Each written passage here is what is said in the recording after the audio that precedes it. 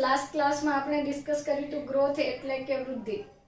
આ લેક્ચરમાં આપણે બીજી બધી કેરેક્ટરિસ્ટિક્સ પણ ડિસ્કસ કરવાના છીએ, જેમ કે સેકન્ડ કેરેક્ટરિસ્ટિક અથવા બીજું લક્ષણ છે રિપ્રોડક્શન અથવા તો પ્રજનન.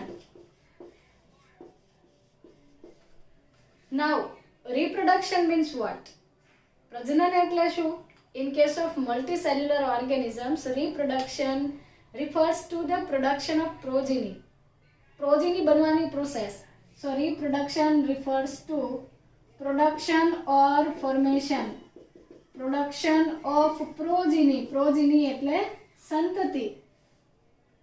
Possessing features or characters.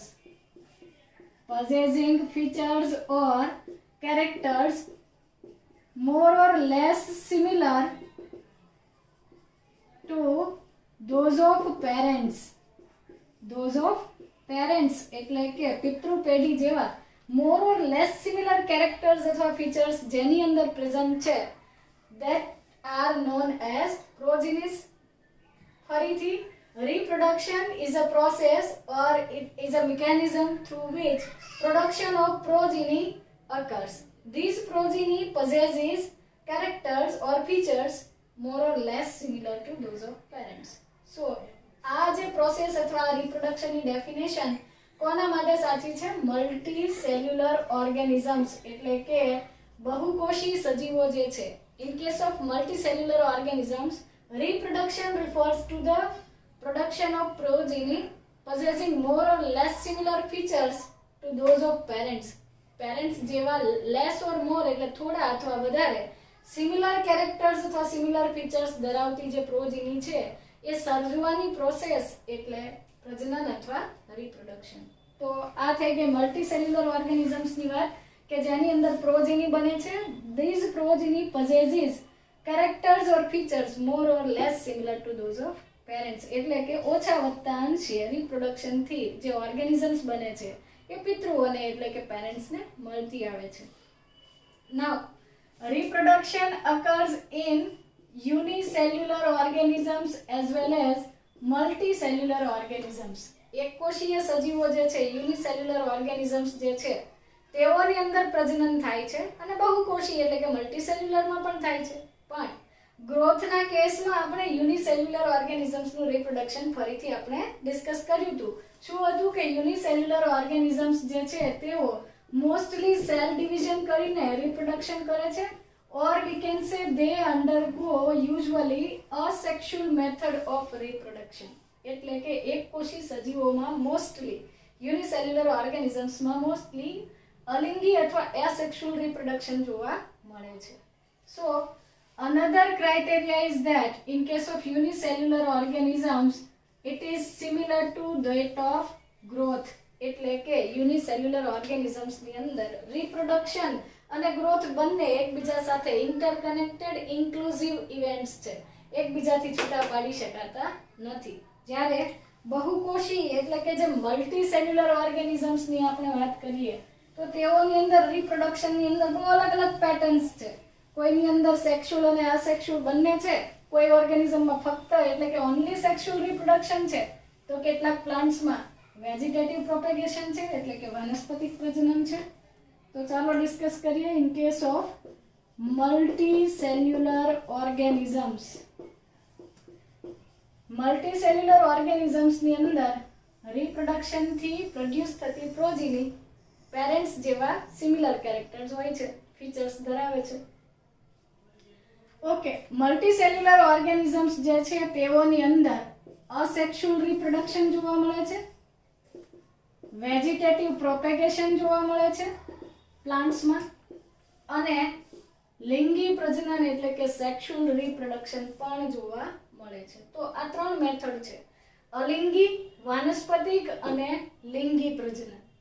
અસેક્સ્યુઅલ reproduction કોને કહેવાય? જેમાં single organism will give single parent participates and it will produce progeny. એક જ સજીવ પોતાનામાંથી નવી સંતતિ નવી પ્રોજેની પ્રોડ્યુસ કરે છે અને આ મેથડને આપણે અસેક્સ્યુઅલ રિપ્રોડક્શન કહીએ છીએ.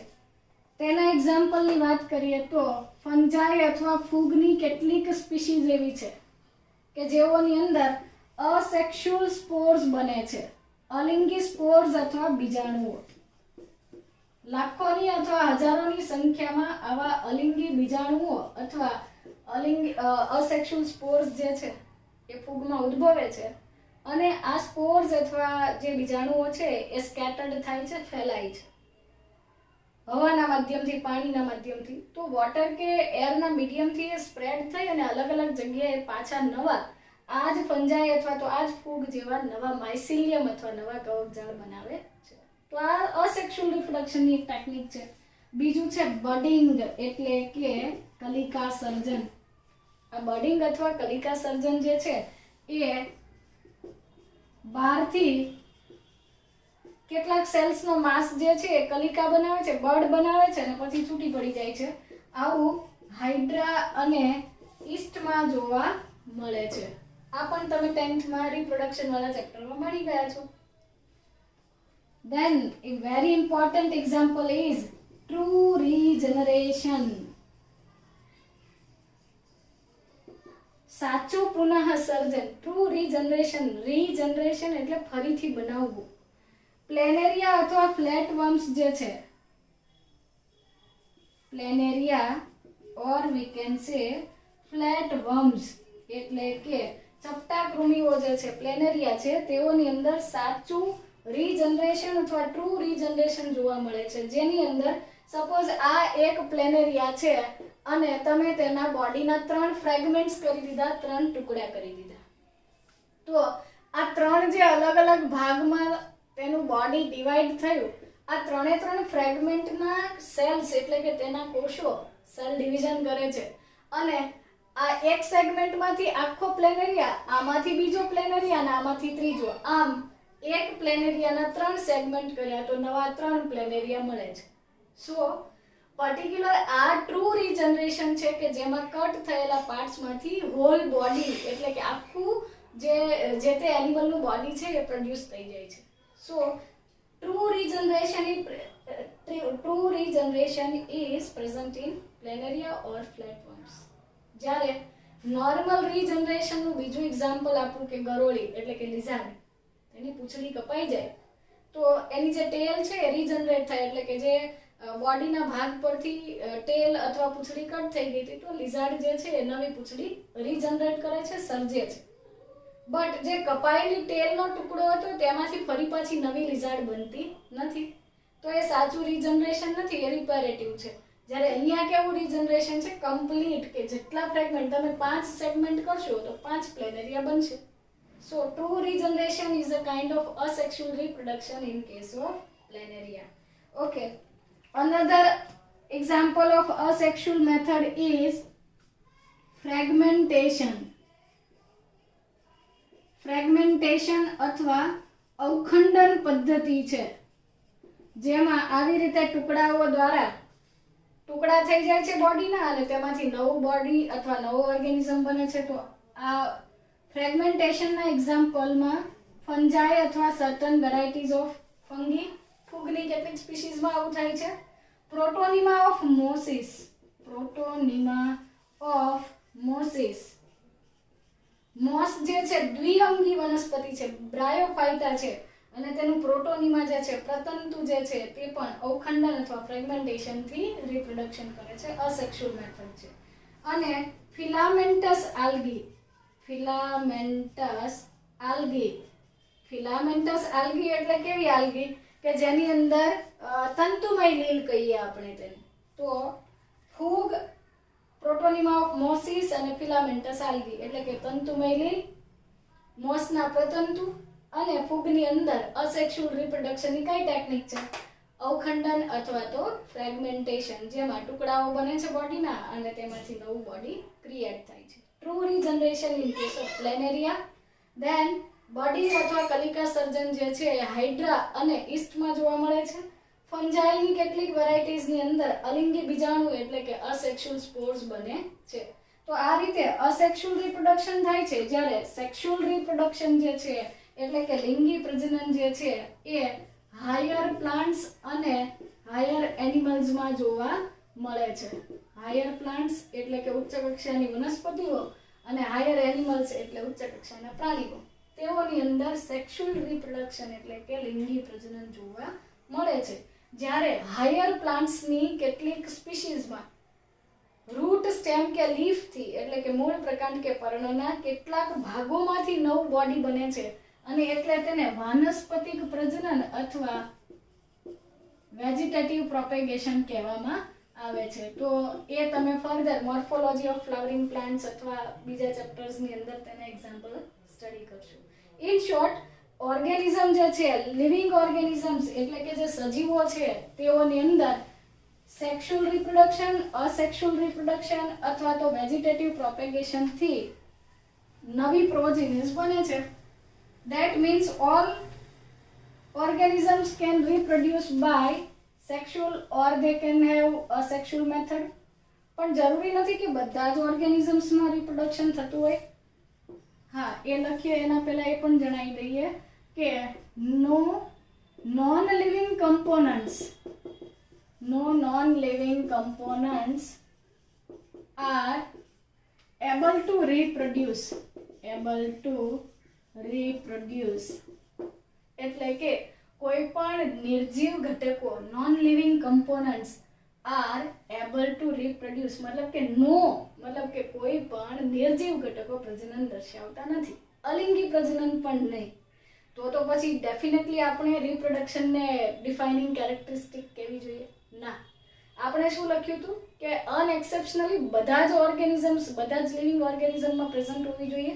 અહીંયા સર્ટન એક્સેપ્શન એવા છે જેમ કે મ્યુલ એટલે કે ખચ્ચર, જે મેલ ડોન્કી અને ફિમેલ હોર્સ વચ્ચેનું ક્રોસ કરીને નર ગધેડા અને માદા ઘોડા વચ્ચેના પ્રેરિત પ્રજનન એટલે કે ક્રોસ અથવા તો હાઇબ્રિડાઇઝેશનથી, સંકરણથી આ ખચ્ચર અથવા મ્યુલ્સ બને છે.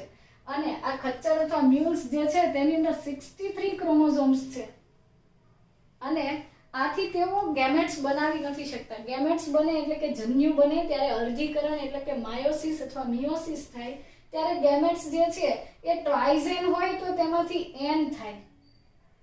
અહીંયા હવે આ 63 ના અડધા કરવા હોય તો કેવી રીતે કરીએ? મતલબ કે અહીંયા શું છે કે નંબર ઓફ ક્રોમોઝોમ ઇવન છે. મિયોસિસ અથવા અર્ધીકરણ એવા સેલ્સમાં થાય કે જેમાં બેકી સંખ્યામાં એટલે કે ઇવન નંબર્સના જીનોમ હોય, રંગસૂત્રોની સંખ્યા બેકી સંખ્યામાં હોય, એ જ સજીવો ગેમેટ્સ બનાવે અથવા અર્ધીકરણથી ગેમેટ્સ બની શકે. તો ખચ્ચરની અંદર ગેમેટ્સ નથી બનતા. તો ક્વેશ્ચન એ આવે તો શું કહે એક જ ખચ્ચર છે આપણી આજુબાજુ? નહીં. એવરી ટાઈમ જ્યારે પણ ખચ્ચર બનાવવામાં આવે ત્યારે દરેક વખતે ડોન્કી અને હોર્સ વચ્ચે શું કરવામાં આવે છે? પ્રેરિત પ્રજનન યોજવામાં આવે છે એટલે કે તેઓની વચ્ચે હાઇબ્રિડાઇઝેશન કરવામાં આવે છે. ઓકે, ખચ્ચરના જેવું જ બીજું એક એક્ઝામ્પલ છે તેનું જ ભાઈ હિની. હિની જે છે તેમાં ઓલ્ટરનેટ છે એટલે કે ફિમેલ હોર્સ હતો તેના બદલે મેલ હોર્સ લેવામાં આવે છે અને તેની સાથે ફિમેલ ડોન્કી જે છે તેનું સંકરણ યોજવામાં આવે છે. તો આ હિની અને મ્યુલ્સ આ બંને પણ શું છે? સ્ટરાઇલ છે. These are sterile organisms. આ સજીવો છે તેઓ રિપ્રોડક્શન નથી કરી શકતા. તો એનો મીનિંગ એવો થોડો છે કે તે રિપ્રોડક્શન નથી કરતા એટલે એને આપણે નોન લિવિંગ કહી દઈએ, નિર્જીવ કહી દઈએ. બાકીની કેરેક્ટરિસ્ટિક્સ તો છે ને. ધેટ મીન્સ કે કોઈકની અંદર રિપ્રોડક્શન નથી થતું તો ધેટ મીન્સ એ રિપ્રોડક્શનને આપણે ડિફાઇનિંગ કેરેક્ટરિસ્ટિક કહી શકતા નથી. Okay, another example is sterile worker honey bees.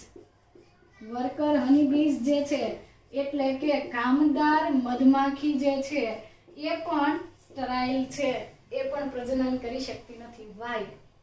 Normal જે ફિમેલ હોય છે હની બીઝની અંદર તેમાં 32 ક્રોમોઝોમ્સ હોય છે અને એ ક્વીન કહેવાય એટલે કે રાણી માખી કે જે એગ્સ અથવા ઈંડા મૂકે છે.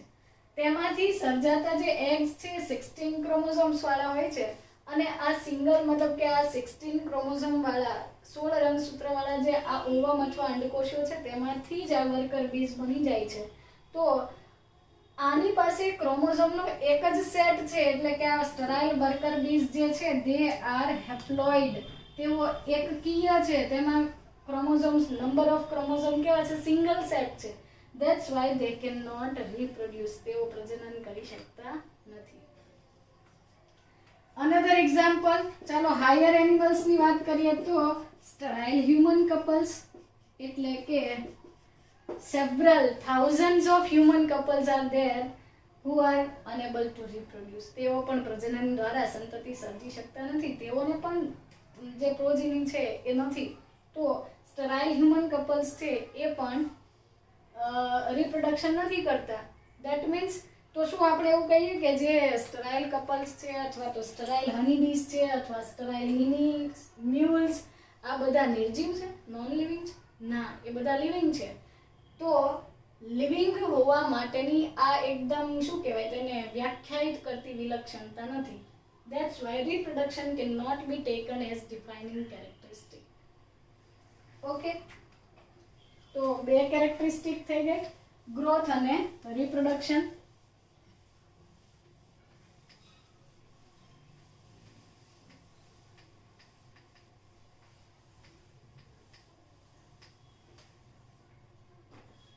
ફર્સ્ટ ડિસ્કસ કર્યું હતું આપણે ગ્રોથ એટલે કે વૃદ્ધિ. તો ગ્રોથ જે છે તેની અંદર શું હતું કે મોસ્ટલી બધા જ ઓર્ગેનિઝમ્સ ગ્રોથ કરતા હતા, but certain non living things પણ એવી હતી કે જેમાં પણ ગ્રોથ થતો હતો, ભલે એક્સટર્નલી પણ થતો હતો. તો એ પણ એક્સેપ્શન હતું, એટલે આપણે તેને ડિફાઇનિંગ કેરેક્ટરિસ્ટિક ના કીધી. રિપ્રોડક્શનની અંદર નોન લિવિંગ થિંગ્સની અંદર રિપ્રોડક્શન થતું નથી, પણ સ્ટીલ કેટલાક લિવિંગ ઓર્ગેનિઝમ્સ એવા છે કે જેની અંદર રિપ્રોડક્શન નથી થતું. That's why reproduction is not the defining characteristic of living organisms. Now the third and very important characteristic, that is metabolism. Metabolism એટલે ચયાપચય. આ વારંવાર આવતો એક વર્ડ છે metabolism. That means what? The sum total of chemical reactions. The sum total of chemical reactions. Biochemical reactions એટલે કે જૈવ રાસાયણિક પ્રોસેસ જે અથવા પ્રક્રિયાઓ જે થાય. The sum total of chemical reactions occurring in our body. Occurring in our body is termed as metabolism. ચયાપચય એટલે સમ ટોટલ, એટલે કે જેટલી પણ આપણા શરીરમાં થતી કેમિકલ રિએક્શન્સ છે આ બધાને આપણે ટોટલ ગણીએ, તેનું સમ ટોટલ કરીએ તો એ બને છે મેટાબોલિઝમ. સો મેટાબોલિઝમ જે છે કેમિકલ રિએક્શન્સ છે, અને આ કેમિકલ રિએક્શન્સ બધા જ ઓર્ગેનિઝમ્સમાં થાય છે. No non living components, no non living components have metabolism અથવા metabolic reactions. કોઈ પણ નિર્જીવ ઘટકોની અંદર ચયાપચય હોતો નથી. હવે આ મેટાબોલિઝમ જે છે અથવા કેમિકલ રિએક્શન્સ છે તેની વાત કરીએ તો એક પર્ટિક્યુલર સેલ લઈએ તો એ સેલની અંદર ઘણી બધી રિએક્શન્સ થતી હોય. કોઈક જગ્યાએ કોઈક સ્મોલ મોલેક્યુલ્સ એકબીજા સાથે પ્રોસેસ કરી અને લાર્જર મોલેક્યુલ બનાવતા હશે, તો કોઈ જગ્યાએ ઉલટું થતું હશે. લાર્જર મોલેક્યુલ સ્પ્લિટ થઈ અને સ્મોલ બનતા હશે, એટલે કે નાના અણુમાંથી મોટા બનતા હશે. કોઈ જગ્યાએ મોટા અણુ તૂટીને નાના અણુ બનતા હશે. તો આવી જે મિકેનિઝમ્સ છે એ કન્ટિન્યુઅસલી લિવિંગ ઓર્ગેનિઝમ્સમાં જોવા મળે છે. સો મેટાબોલિઝમ જે છે એટલે કે ચયાપચય જે છે, this is divided into two parts, anabolism and catabolism. Anabolism એટલે ચય અને કેટાબોલિઝમ એટલે અપચય. કેટા પરથી યાદ રાખજો, કેટા એટલે કટ. કોઈક વસ્તુ જ્યારે તમે તોડો છો ત્યારે અપચય થાય છે, અને એટલે કેટાબોલિઝમ જે છે એને આ રીતે યાદ રાખજો. એનાબોલિઝમ એટલે ચય અથવા સંશ્લેષણાત્મક પ્રોસેસ જે છે, અને અપચય એટલે કેટાબોલિઝમ. હવે આ એનાબોલિક એક્ટિવિટીઝ છે તેને હું આવી રીતે એક્ઝામ્પલથી ડિનોટ કરું કે સ્મોલ મોલેક્યુલ્સ હતા, નાના અણુઓ હતા, તેઓની વચ્ચે સિન્થેટિક પ્રોસેસીસ થઈ, સિન્થેસાઇઝિંગ એન્ઝાઇમ્સ એક્ટિવેટ થયા અને સ્મોલર મોલેક્યુલ્સમાંથી લાર્જ મોલેક્યુલ બની ગયો. તો અહીંયા શું થયું છે, આ જે નાના મોલેક્યુલ્સ હતા તેઓની વચ્ચે કંઈક બોન્ડ બન્યા છે, રાસાયણિક બંધ બન્યા છે, કેમિકલ બોન્ડ્સ, એટલે કેમિકલ રિએક્શન્સ થઈ. સો અહીંયા સિન્થેસિસ થયું, સંશ્લેષણ થયું, એટલા માટે શબ્દ છે એનાબોલિઝમ અથવા ચય. અને આવી પ્રોસેસને કહેવાય એનાબોલિક એક્ટિવિટી. આનાથી અપોઝિટ કેટાબોલિઝમ અથવા અપચયની પ્રોસેસમાં larger molecules are splitted into smaller. Opposite છે. જ્યારે આ પ્રોસેસ થશે ત્યારે લાર્જ મોલેક્યુલ છે સ્પ્લિટ થાય, તૂટે અને તેમાંથી સ્મોલર મોલેક્યુલ્સ બને.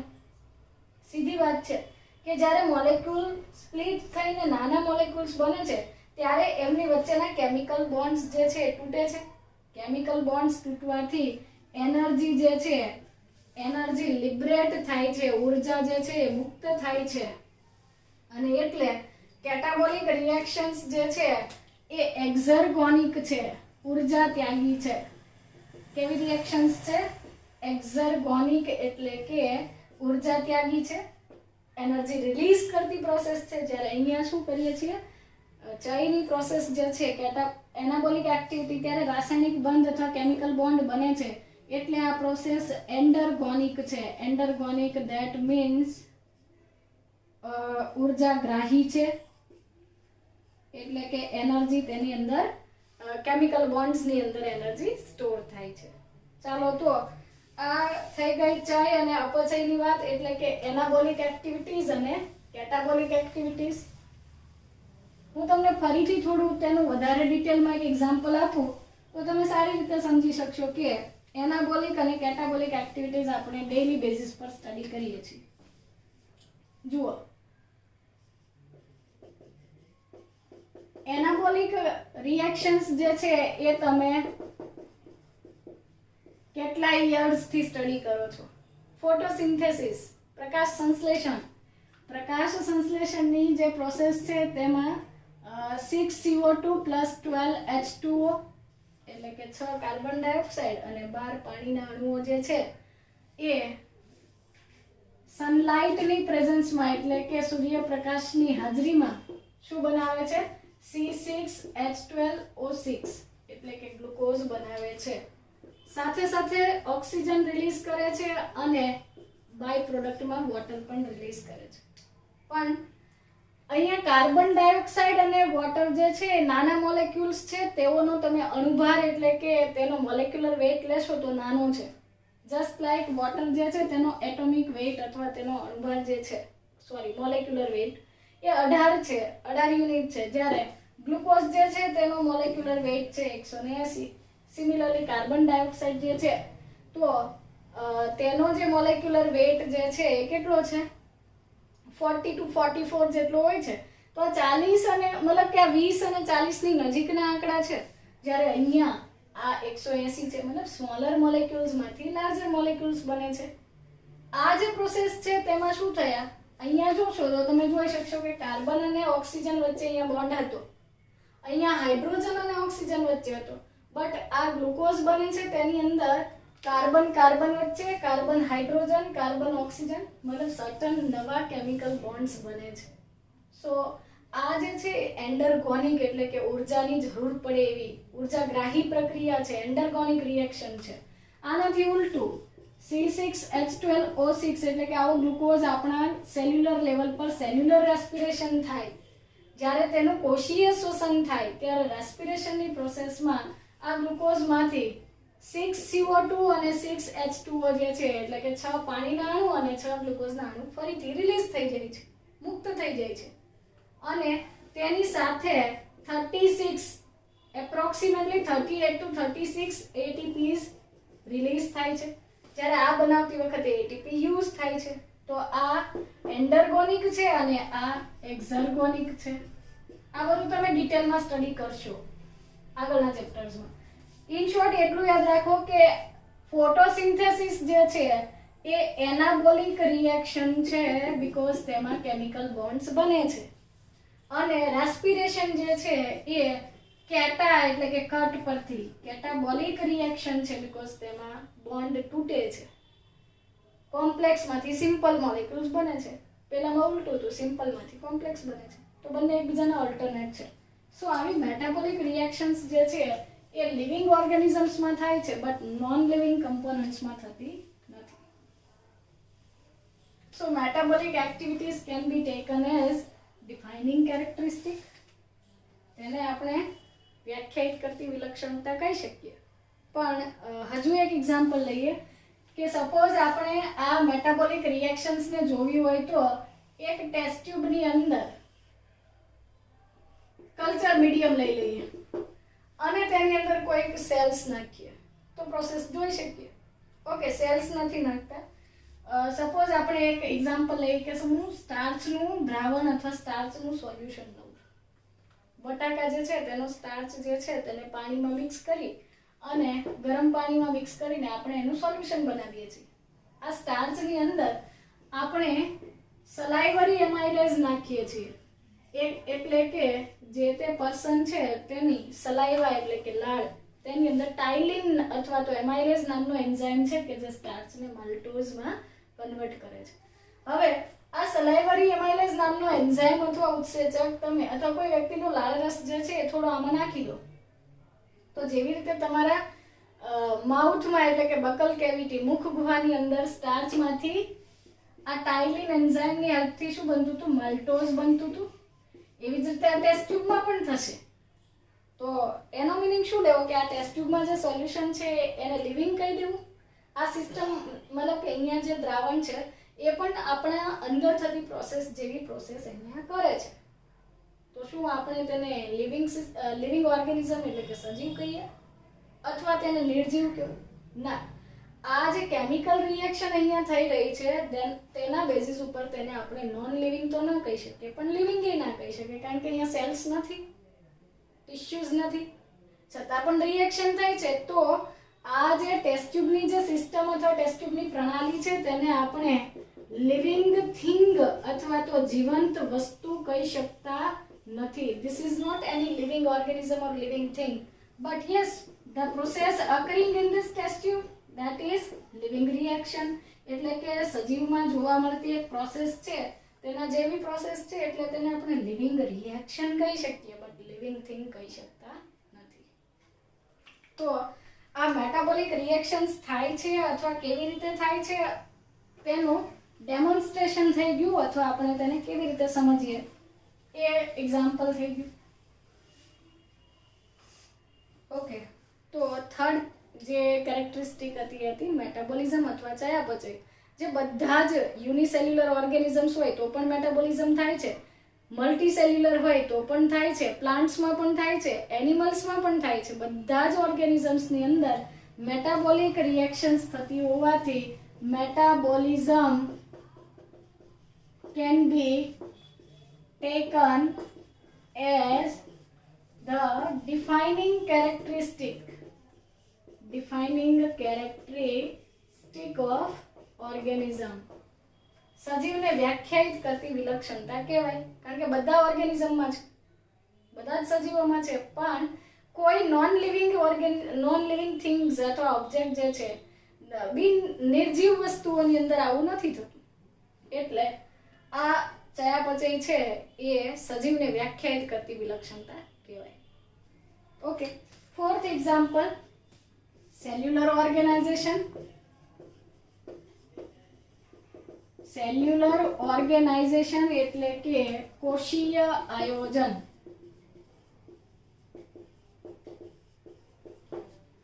હવે આ કોષીય આયોજન આના પહેલા પણ મેં તમને જ્યારે ગ્રોથ વાળો પાર્ટ બતાવ્યો ત્યારે કહ્યું હતું, ફરીથી યાદ કરાવું તો જે સેલ્યુલર ઓર્ગેનાઇઝેશન છે તેમાં સેલ્સ મળીને એગ્રીગેટ થઈ કોમન ફંક્શન્સ શેર કરી ટિશ્યુઝ બનાવે, ટિશ્યુઝમાંથી ઓર્ગન્સ બને, ઓર્ગન્સમાંથી ઓર્ગન સિસ્ટમ બને, ઓર્ગન સિસ્ટમ્સ એટલે અંગતંત્રો, અને ઓર્ગન સિસ્ટમ્સમાંથી કોમ્પ્લેક્સ બોડી બને છે.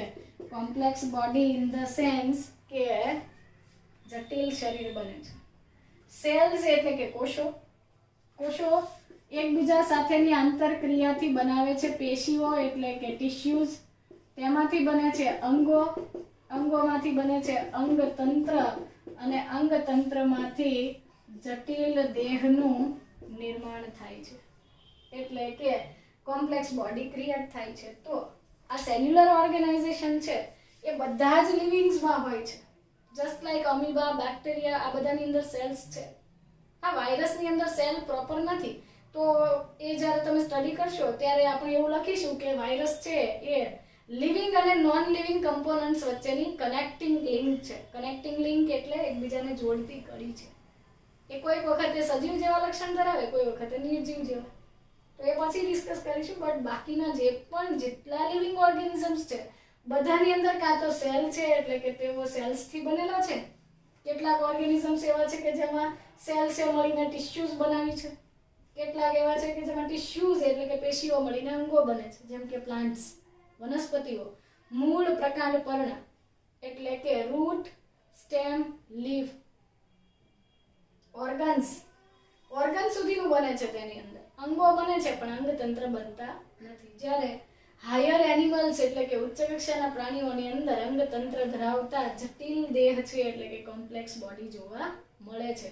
અને એટલે સેલ્યુલર ઓર્ગેનાઇઝેશન જે છે એ બધા જ લિવિંગ ઓર્ગેનિઝમ્સમાં જોવા મળે છે. અને નો non લિવિંગ્સ, there is no cellular organization is present in any non-living components. મેં એવું લખી દીધું કે નોન લિવિંગ કમ્પોનન્ટ્સ જે છે તેની અંદર no cellular organisation is present in non living components. બિન અથવા નિર્જીવ ઘટકો જે છે, બિનજીવિત, જેની અંદર જીવ નથી, નિર્જીવ છે, એવા ઘટકોની અંદર સેલ્યુલર ઓર્ગેનાઇઝેશન જોવા મળતું નથી. અને એટલે તેઓને નોન લિવિંગ કહેવાના, એટલે કે તેઓ સજીવ નથી. એની પાછળનું આ એક કારણ પણ છે કે તેઓની અંદર સેલ્યુલર ઓર્ગેનાઇઝેશન નથી. એક્ઝામ્પલ આપું તમને. પંખો અથવા તો જે ફેન છે, ચેર છે, ટેબલ છે, આ બધાની અંદર મોલેક્યુલ્સ હોય છે, અણુઓ હોય છે. જેમ કે ચેર જે છે પ્લાસ્ટિકની છે, તો તેની અંદર જે પોલિમરાઇઝેશન માટે જે મોલેક્યુલ્સ યુઝ થયા છે એ પર્ટિક્યુલર કોઈક પોલિમર પ્રેઝન્ટ છે, બટ તેની અંદર સેલ્સ નથી, ઓર્ગેનલ્સ નથી. સેલ્સ કોને કહેવાય કે જેમાં સેલની ફરતે એક મેમ્બ્રેન હોય, ન્યુક્લિયસ હોય, જેની અંદર કોઈક ઓર્ગેનલ્સ હોય, લાઈક માઇટોકોન્ડ્રિયા હોય, લાઇસોઝોમ હોય, રિબોઝોમ્સ હોય. તો આ જે ઓર્ગેનાઇઝેશન છે એ બધા જ ઓર્ગેનિઝમ્સમાં છે. સિમ્પલ વસ્તુ છે કે કોઈક ઓર્ગેનિઝમ એવા છે કે જે પ્રિમિટિવ છે, પ્રાથમિક છે, તો તેઓની અંદર ઓર્ગેનાઇઝેશન એકદમ સિમ્પલ છે. અને જે ઓર્ગેનિઝમ્સ હાઈલી ડેવલપ છે તો તેઓની અંદર ઓર્ગેનાઇઝેશનનું લેવલ કેવું છે, થોડું કોમ્પ્લેક્સ એટલે કે જટિલ છે, પણ સ્ટીલ ઓર્ગેનાઇઝેશન તો છે જ. જ્યારે નોન લિવિંગ કમ્પોનન્ટ્સની અંદર અણુઓ છે, મોલેક્યુલ્સ છે, પણ તેઓની અંદર કોઈ ઓર્ગેનાઇઝેશન નથી. એટલે cellular organization is also a defining characteristic of organisms. Living organisms જે છે, સજીવો જે છે, તેને વ્યાખ્યાયિત કરતી વિલક્ષણતા લઈ શકાય.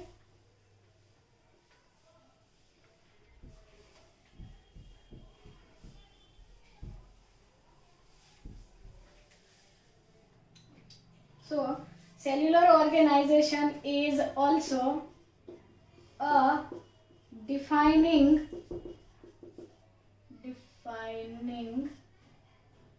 characteristic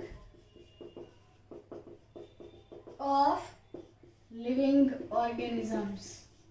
જીવંત સજીવો જે છે તેઓને વ્યાખ્યાયિત કરતી એક વિલક્ષણતા છે. બે થઈ, મેટાબોલિઝમ પણ છે અને સેલ્યુલર ઓર્ગેનાઇઝેશન. આ બે લિવિંગ ઓર્ગેનિઝમ્સને ડિફાઇન કરી શકે એવી પ્રોપર્ટીઝ અથવા એવી કેરેક્ટરિસ્ટિક્સ છે, ફીચર્સ છે. હવે આગળ હજુ એક કેરેક્ટરિસ્ટિક જોઈએ, કોન્શિયસનેસ. કોન્શિયસનેસ એટલે સભાનતા.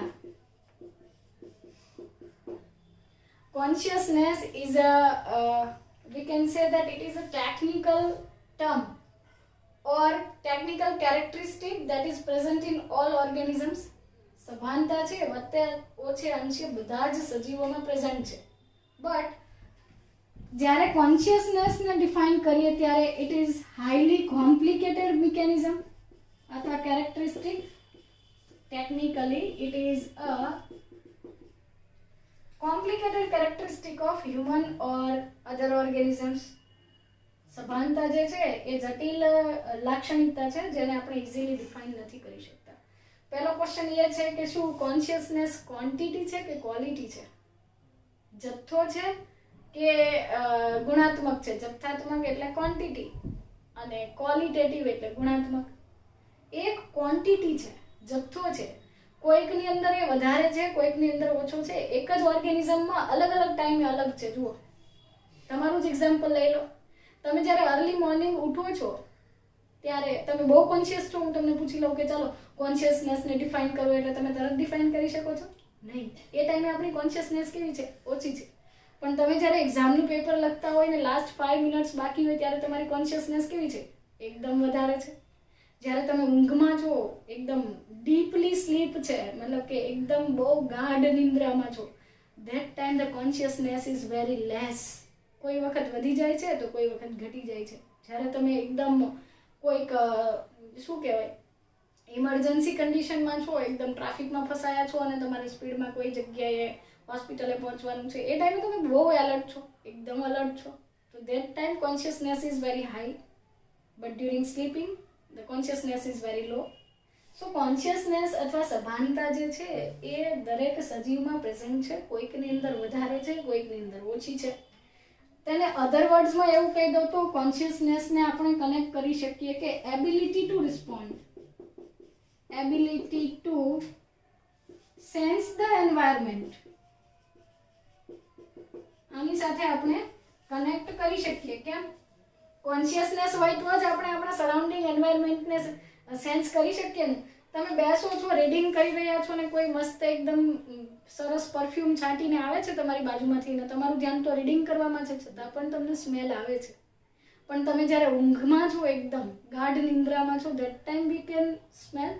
ત્યારે આપણે એ સ્મેલ ઓળખી શકીએ છીએ? ના. So ability to sense the environment એ કોઈ વખત વધારે છે, કોઈ વખત ઓછી છે. અલગ અલગ ઓર્ગેનિઝમ્સમાં પણ અલગ છે અને એક જ ઓર્ગેનિઝમમાં, એક જ સજીવમાં અલગ અલગ સમયે જુદી જુદી છે. So consciousness is also ability to sense the environment and mount a suitable response. હવે દરેક ઓર્ગેનિઝમ પોતાના એન્વાયરમેન્ટને સેન્સ કરે છે. ફોર એક્ઝામ્પલ પ્લાન્ટ્સની વાત કરીએ તો શું પ્લાન્ટ્સની અંદર આ સેન્સ છે? હા, પ્લાન્ટ્સ જે છે એ કેટલાક સર્ટન ફેક્ટર્સ પર આવા રિસ્પોન્સ દર્શાવે છે, ડિનોટ કરે છે, just like light, temperature, oxygen, carbon dioxide, pH, pollutants, પ્રદૂષકો. તમે જોજો, ધ્યાનથી ઓબ્ઝર્વ કરજો. જે રોડના ડિવાઈડર પર લગાવેલા પ્લાન્ટ્સ છે, સમટાઈમ્સ બહુ બધા પોલ્યુશનને લીધે એ પ્લાન્ટ્સના જે લીવ્સ અથવા સ્ટેમ્સ અથવા બ્રાન્ચીસ જે છે, પાંદડાઓ જે છે, તેની સરફેસ પર પર્ટિક્યુલર ડાઘ અથવા તો એકદમ કઈ પેચીસ, ધબ્બાઓ જોવા મળે છે. કોઈ વખત તેની અંદર કાણા પડી જાય છે, કોઈ વખત તેનો કલર એકદમ યલોઈશ થઈ જાય છે. ઓકે, એ છોડો. મની પ્લાન્ટ, ઓલમોસ્ટ બધા જે છે ઘરે મની પ્લાન્ટ અથવા ધનવેલનો છોડ જે છે લગાવે છે. તમે એ મની પ્લાન્ટને છાંયડામાં રાખો છો તો એના લીવ્સ ગ્રીન કલરના થાય છે, તડકે મૂકો છો તો યલો કલરના થાય. બાકીના અધર પ્લાન્ટમાં ઓપોઝિટ છે. બાકીના પ્લાન્ટ્સમાં તમે તેને લાઇટમાં મૂકો છો તો ગ્રીન પ્લાન્ટ, અને સનલાઇટ નથી મળતી તો એ પ્લાન્ટ કેવો થઈ જાય છે, તેના પાંદડા અથવા લીવ્સ જે છે યલો થઈ જાય છે. તો એ શું થયું? લાઇટના અકોર્ડિંગ.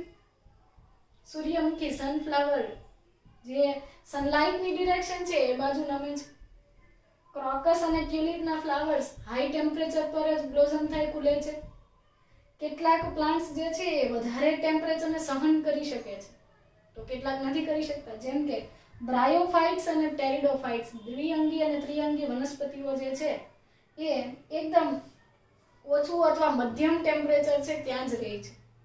હુંફાળી જગ્યાએ, હ્યુમિડ અને વાર્મ કન્ડિશન્સમાં, જ્યારે જે કેક્ટસ લઈએ, થોરની કેટલી કાંટાળી વનસ્પતિઓ છે તો એ રણ પ્રદેશ અથવા ડેઝર્ટમાં થાય છે જ્યાં ટેમ્પરેચર હાઈ છે, વોટરની રિક્વાયરમેન્ટ ઓછી છે.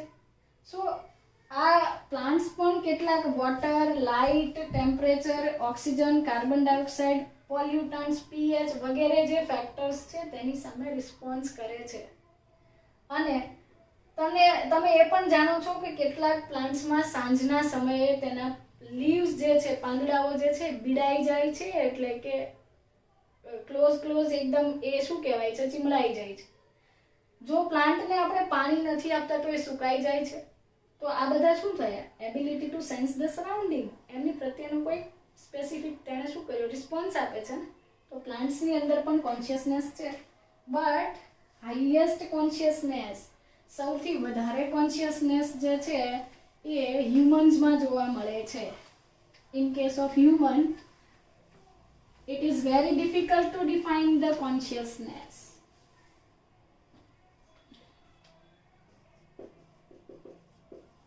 Highest consciousness is present in the humans. Why?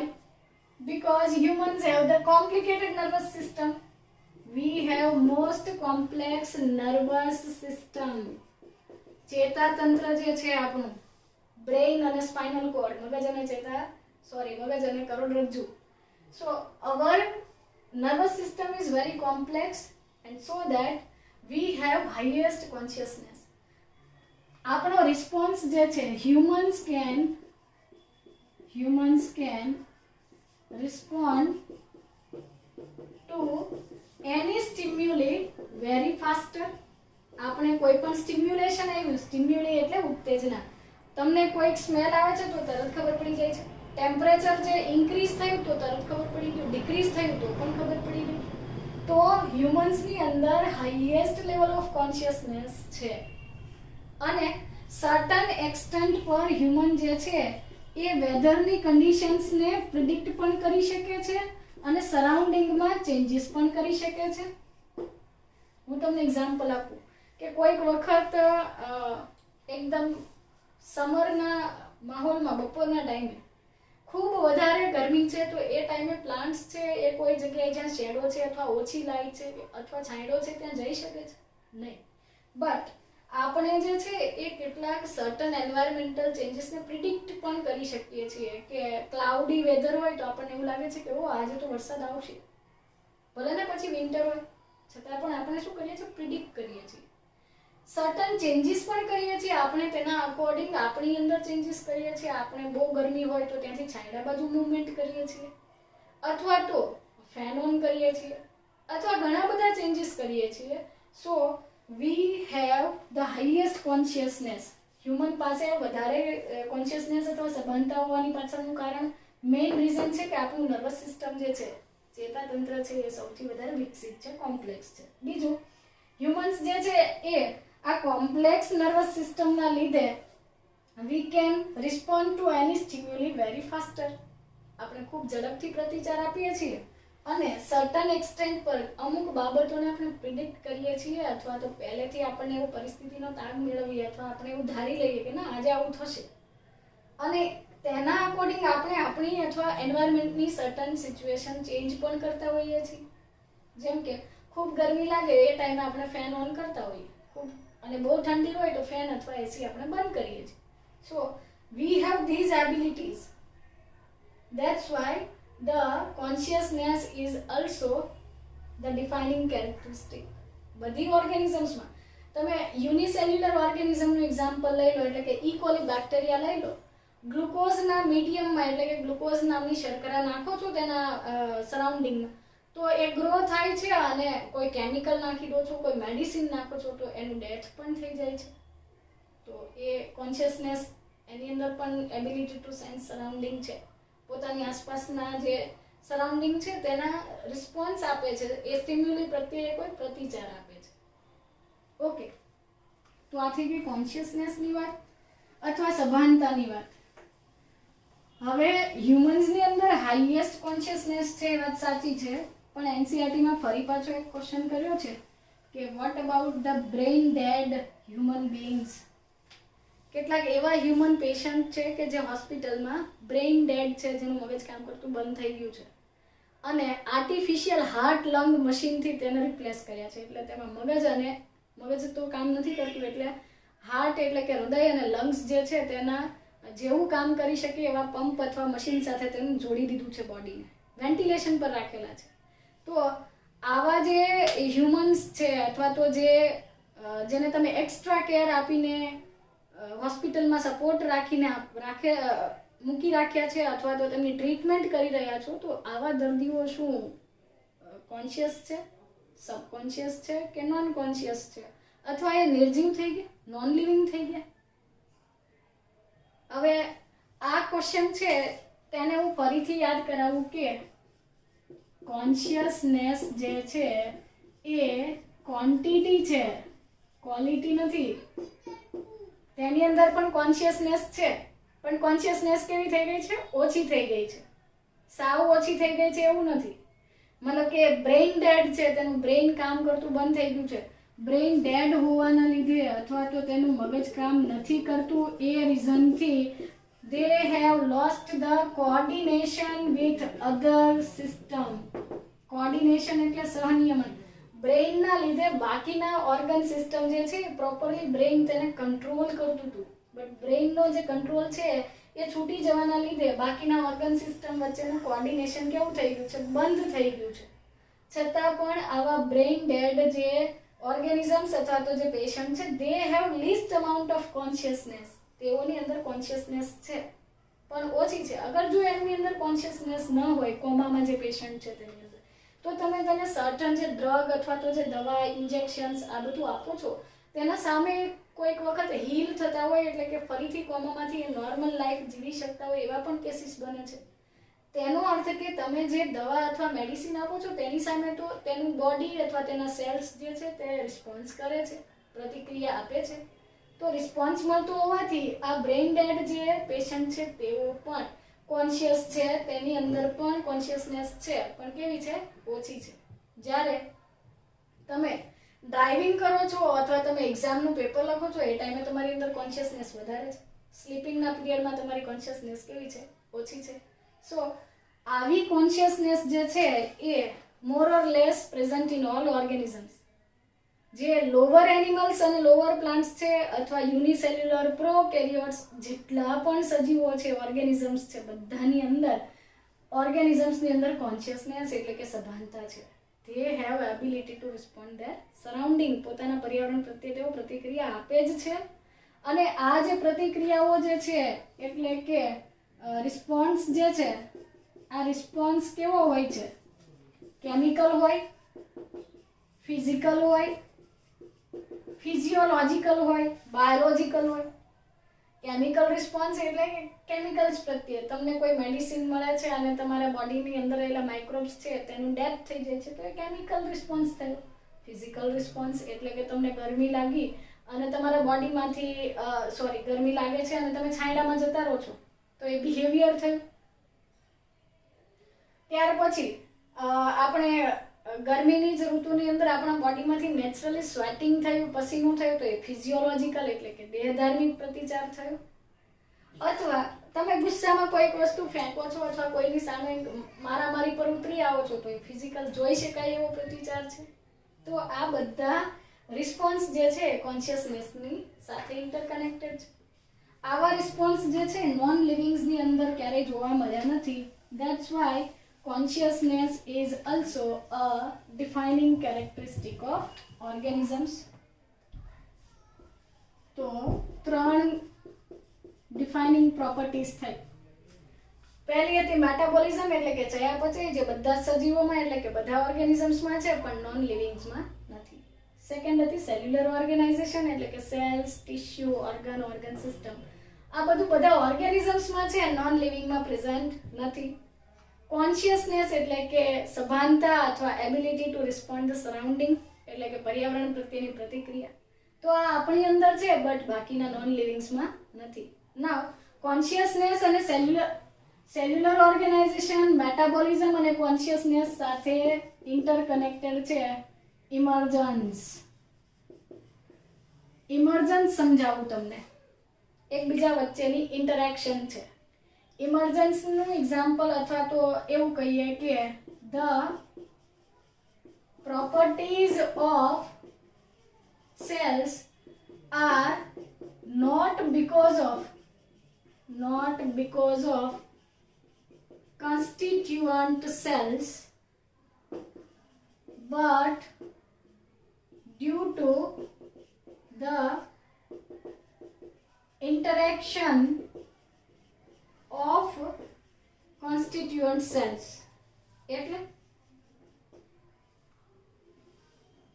Sorry, constituent cells શાનાથી બને છે? ઓર્ગેનલ્સ. તો ઓર્ગેનલ્સ અને કોન્સ્ટિટ્યુઅન્ટ ઓર્ગેનલ્સ અહીંયા લખી દો. ઓર્ગેનલ્સ એટલે અંગિકાઓ. કોષો જે છે તેના ગુણધર્મો, પ્રોપર્ટીઝ એટલે તેની લાક્ષણિકતા અથવા ગુણધર્મો. Properties of cells are not because of constituent organelles. એટલે કે કોષોની જે લાક્ષણિકતાઓ છે તેમાં રહેલી એ કોષને બનાવતી જે ઓર્ગેનલ્સ એટલે કે અંગિકાઓ છે તેના લીધે નથી, બટ એ ઓર્ગેનલ્સની વચ્ચે અંદર થતી ઇન્ટરેક્શનના લીધે છે. તમે જ્યારે સેલ સ્ટ્રક્ચર નામનું ચેપ્ટર ભણશો ને ત્યારે આ વધારે સમજ પડશે કે એક જ સેલની અંદર ગોલ્ગી કોમ્પ્લેક્સ છે એટલે કે ગોલ્ગી કાય છે. એ શું કરે છે? રાઇબોઝોમ અથવા રિબોઝોમ્સમાંથી જે પ્રોટીન બને છે તેની અંદર સર્ટન ચેન્જીસ કરે છે અને પછી તેને લાઇસોઝોમ અથવા અધર ઓર્ગેનલ્સમાં પાસ કરે છે. તો એક ઓર્ગેનલ બીજી ઓર્ગેનલ સાથે ઇન્ટરકનેક્ટ થઈને કંઈક પ્રોસેસ કરીને કંઈ રિએક્શન કરીને કંઈક રિસ્પોન્સ કરે છે. તો આ ઇમર્જન્સ થયું કે properties of cells are not because of constituent organelles but due to the interactions among the constituent organelles. અંદર થતી પ્રોસેસના લીધે છે. Similarly properties of tissue. Tissue એટલે પેશી. પેશીના ગુણધર્મો તેની રચના કરતા કોન્સ્ટિટ્યુઅન્ટ સેલ્સના લીધે નથી. પેશીમાં જે પણ ગુણધર્મ છે, કેરેક્ટરિસ્ટિક છે, it is not because of the cells. આ પેશીને બનાવતા જે કોષો છે તેના કારણે તેના ગુણધર્મ છે એવું નહીં. આ સેલ્સની વચ્ચે થતી ઇન્ટરેક્શન જે છે, સેલ્સની વચ્ચે થતી ઇન્ટરેક્શન્સ છે તેના કારણે ટિશ્યુના કોઈ સર્ટન કેરેક્ટર્સ આવે છે. સેમ વસ્તુ ઓર્ગન્સ, ટિશ્યુઝ મળીને ઓર્ગન બનાવે છે. તો ઓર્ગન જે છે પર્ટિક્યુલર કામ કરે છે, ફંક્શન કરે છે. તો ઓર્ગનની પ્રોપર્ટીઝ જે છે ટિશ્યુઝના લીધે નથી પણ ટિશ્યુઝ વચ્ચે થતી ઇન્ટરેક્શનથી છે, આંતરક્રિયાઓથી છે. આમ આપણી બોડીની અંદર આવી ઇન્ટરેક્શન્સ થયા કરે છે સેલ્સ વચ્ચે, ઓર્ગેનલ્સ વચ્ચે, મોલેક્યુલ્સ વચ્ચે, ટિશ્યુઝ વચ્ચે, ઓર્ગન્સ વચ્ચે અને તેના લીધે આપણું કોમ્પ્લેક્સ બોડી છે એ પ્રોપરલી કામ કરે છે. સાદું એક્ઝામ્પલ આપું તમને કે ડાયજેસ્ટિવ સિસ્ટમ છે એ ખાલી જઠર અથવા તો મતલબ કે સ્ટમક, ઇન્ટેસ્ટાઇન તેના લીધે કામ કરે છે અથવા પ્રોપર ચાલે છે એવું નથી. એવું નથી બનતું કે પહેલા સ્ટમકનું કામ પૂરું નથી થયું ને ઇન્ટેસ્ટાઇનનું કામ ચાલુ થઈ જાય. એકબીજા વચ્ચે કોર્ડિનેશન છે, ઇમર્જન્સ છે. તમારા બકલ કેવિટીમાં ફૂડ જે છે એ મસ્ટિકેશન થાય છે, ચાવવાની પ્રોસેસ થાય છે, પછી સ્વેલો કરો છો એટલે કે ગળો છો. ડાયરેક્ટ એવું બને છે કે ચાવ્યા વગર જ તમે ગળી જાઓ.